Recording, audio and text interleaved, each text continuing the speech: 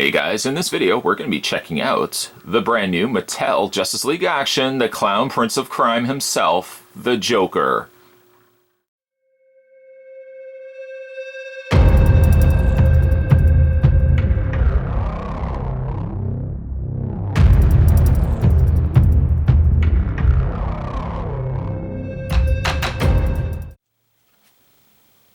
So, just how tall is the Joker? Well, we'll go ahead and take the tape measure. Joker stands at about 4.5 inches, which seems to be around the consistent height-wise for all these Justice League action figures. To put him in scale, we'll just move him over.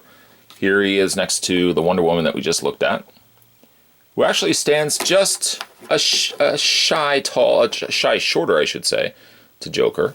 If I can actually get her to stand. Here he is next to Superman. Superman a little bit taller in size. There goes Wonder Woman again.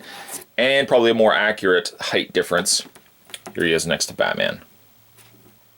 And again, just get the two to stand.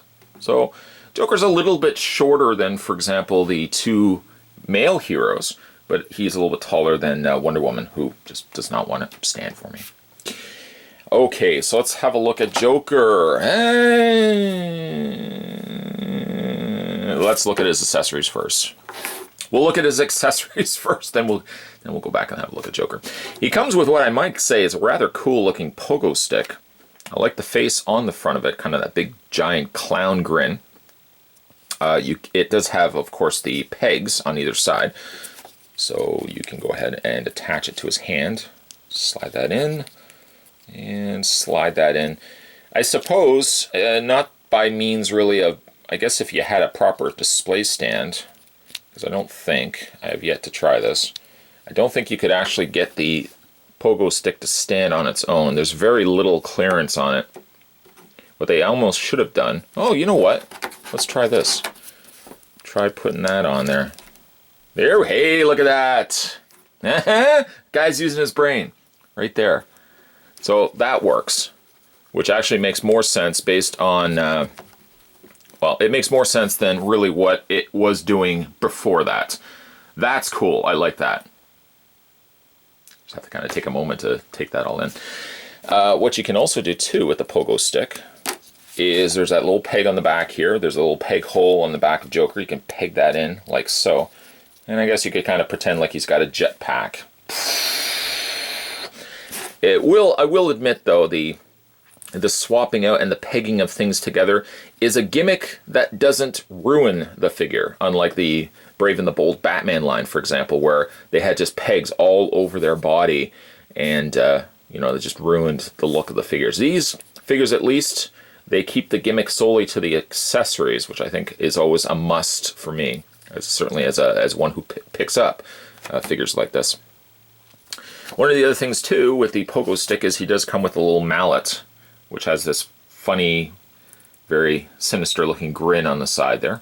Kind of has a bit of a shark fin going on there, too. I wish it was longer for the purpose of him holding it, but again, I get where they were going with it. If it was longer, it would be ideal, but that's how he holds it. Or what you can also do, too, just give him the stand, right? Stand, Joker, stand. These figures just seem cursed for being able to stand. You can also go ahead and take this piece here, and it runs just up the bottom of the pogo stick. Kind of gives you like a pogo hammer, and because it's frictioned, it does fire off. It's just no spring or anything inside. It's basically just friction that's allowing the missile to fire out, and the strength of the child. So there's that. Then you get to this part here, which again, I had no idea. They don't come with instructions, so I had no idea really what this was for. It looks like the back of Hot Rod / Rodimus Prime. It does plug into his back as well. It does look a little on the ridiculous side. It's Rodimus Joker. It's very strange, but again, I love the big smile on it. But now it makes perfect sense for the fact that you can, plug it into the bottom of the pogo stand, of the pogo stick. Alright, so, let's not bang the camera. So there's all your accessories. Pretty cool looking accessories, I have to admit. Then we get a look at Joker. And it's certainly an elephant in the room I'm sure we should have discussed right off the bat, but obviously anyone with a pair of peepers will know that something seems mighty off with Joker. Why, oh why, folks at Mattel, would not anyone have looked at these before they had hit store shelves? Clearly you can see that the torso is, and I should say the torso and the lower waist, is a complete different purple than the arms and the legs. The arms and the legs are passable, though I might say that the packaging, he does sport a rather darker looking purple, but I don't know why quality, nobody would have looked at this and said, hey, Gary, I don't know, am I the only one that's seeing that Mr. J's, that's what they call him in the warehouse, you notice that Mr. J's torso is a different color than his arms and his legs? Nobody had this discussion during lunch? Eating an egg salad? Gary's got a roast beef sandwich his wife makes every day. Nobody thinks to themselves, let's go back and let's fix this. Now you may say, oh, perhaps it's only one figure, which tends not to be the case. It's a mold related issue. And I just so happen to see a couple of Jokers. They all have the same problem. It's this very bright pink here, equally bright pink here, and more moderately acceptable purples on the arms and the legs. It makes what could have been a pretty good figure all of a sudden look somewhat disastrous, and it actually comes across a little bit more like a knockoff toy, just because it does have a slightly off color palette between the one and the other. It's not even like it's remotely close, because you can see the area of his jacket is not even close to the same coloring as the top of his jacket. Face-wise, it's actually a good-looking face. It looks like it's actually somewhat translucent, but it's just the type of plastic that they used. The hair is sculpted in nicely. I like that he's got one big eye, one smaller eye, like he's in on a joke that maybe Batman and the rest of us aren't aware of. A big giant smile also goes a long way for the Clown Prince of Crime. I love the sculpt of the hair. Everything I really quite like about this figure, up to the point when they decided to produce it with a rather noticeably pink torso. I could say that maybe his legs read a little too stumpy based on the rest of his body, which has a rather large frame.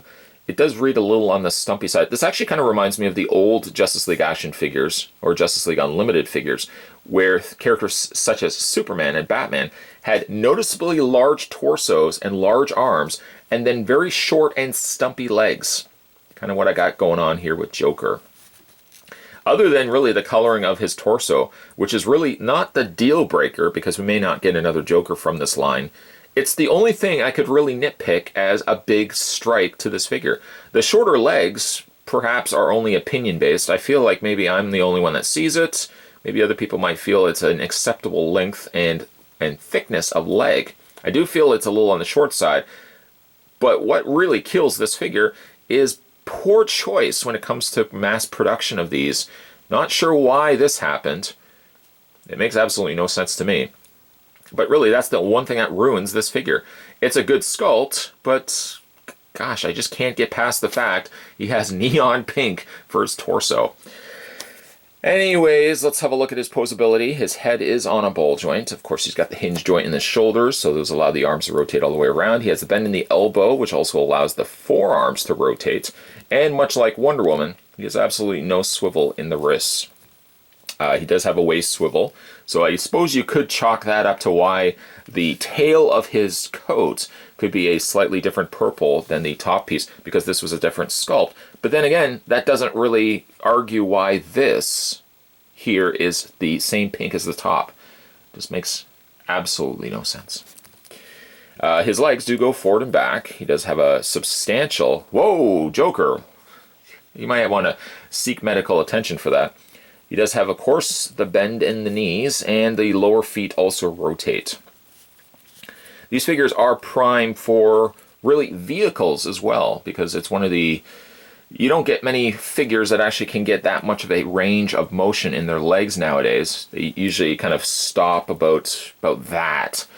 But Joker could theoretically fit in a vehicle if they ever decide to expand the line into giving us vehicles. They have given us... was like the Javelin, the one that came with a dark costume Superman, and there was also, of course, the Batmobile that came with, I believe, a Batman. But there's potential, certainly, to expand the line. And one of the things that I do appreciate is that they would have at least thrown a villain in the first batch. We got Batman, we got Superman, we got Wonder Woman. If they had thrown another hero in there, I would have feared that perhaps the line was doomed, as they had no plan to release a further expansion. By giving us the hope and ray of Joker, makes me think that they have plans for, much more. And apparently there are planned more figures for Justice League Action, which is kind of exciting for me. The crowning jewel, I think, so far in this line is the Wonder Woman. The miss, in some instances, could be perceived as the Superman because he's got the large head. But unfortunately, Joker just chalks it up to a good figure with really bad choicing when it came to the plastic that they used. Not sure why. Today, though, we were checking out the brand new Mattel Justice League Action. This was the Joker. Not sure why. Not sure why. If you guys like this video, certainly hit it with a like. If you haven't had a chance to subscribe to this channel, what exactly are you waiting for? Hit that little subscribe button down below. You won't miss future videos coming on to this channel. As always, guys, thanks for watching. I'll see you next time.